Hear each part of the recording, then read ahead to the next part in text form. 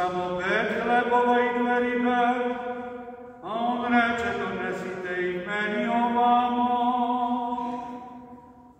I zapovedi narodu da posedaju po travi, pa uze onih 5 hlebova i 2 ribe, i pogledavši na nebo blagoslovi,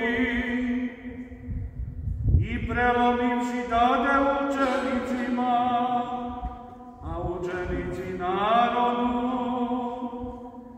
I jedoše svi, nasitiše se, i nakupiše komada što preteče 12 kotarica puni.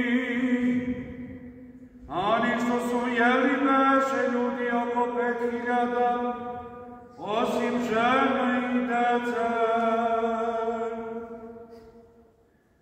I odmah prinudi Isus učenike svoje, da uđu u lađu, idu pred njega, na